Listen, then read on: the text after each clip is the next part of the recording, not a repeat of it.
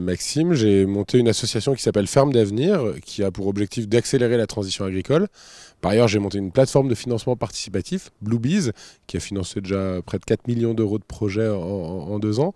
Et avant ça, je travaillais dans l'éducation à l'environnement et au développement durable. J'ai monté une association sur le biomimétisme. Voilà, donc, et puis là, je projette une nouvelle aventure pour les années qui viennent.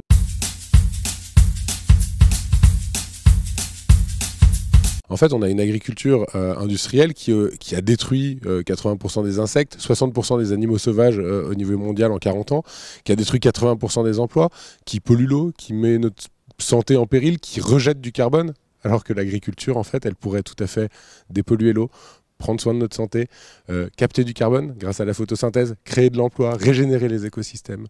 Et en fait, le vrai problème derrière tout ça, c'est qu'en plus, l'agriculture industrielle n'est pas rentable. C'est-à-dire que malgré la PAC, donc la politique agricole commune, c'est 10 milliards d'euros par an, malgré le fait d'avoir externalisé tous les impacts, c'est-à-dire ne plus les prendre en compte dans le compte de résultat global de l'agriculture, malgré ça, il y a un tiers des agriculteurs qui vivent avec 350 euros par mois.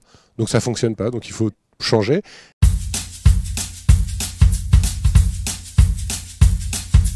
Je vais reprendre une phrase qui n'est pas de moi, qui est de Olivier De Schutter, qui est le rapporteur pour la FAO auprès de l'ONU, qui, après 10 ans de recherche et d'enquête, aboutit à une conclusion. Il dit « L'agroécologie n'est pas une solution, c'est la seule solution. C'est la seule solution pour répondre à tous les enjeux qui sont les nôtres aujourd'hui. » Alors comment on fait? Eh bien, il va falloir remettre un peu de bon sens dans la formation, déjà, ça c'est une chose, et tout le monde aime bien l'entendre et dire que les lycées agricoles devraient plus se porter vers les sciences du vivant que vers les sciences de la chimie de synthèse.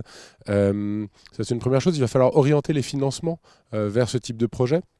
On sait qu'on a investi des millions, des centaines de millions d'euros dans la recherche sur de nouvelles molécules et tout ça, alors qu'on connaît finalement très peu le fonctionnement de nos sols et de nos écosystèmes.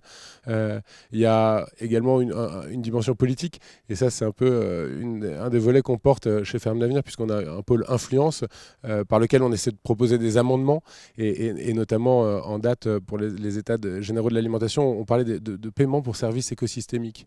C'est-à-dire compter ce qui compte réellement. Nous, on parle de comptabilité en triple capital. C'est-à-dire, au lieu de ne considérer simplement que le capital financier, regardons un petit peu ce qui se passe sur le capital naturel et sur le capital humain. Intégrons ça au bilan comptable des entreprises, même au-delà de l'agriculture, et indexons les impôts sur ces incidences, sur ces trois capitaux. Et on verra qu'en fait, les techniques vont changer de fait, puisqu'en fait, sinon les entreprises vont devoir payer lorsqu'elles polluent ou vont devoir payer lorsqu'elles maltraitent finalement leurs salariés. Et donc ça, c'est quelque chose qui est, d'après nous, le plus gros levier, il est comptable. C'est terrible à dire, je ne pensais pas un jour dire ça moi dans ma vie, mais le plus gros levier est comptable. Ouais.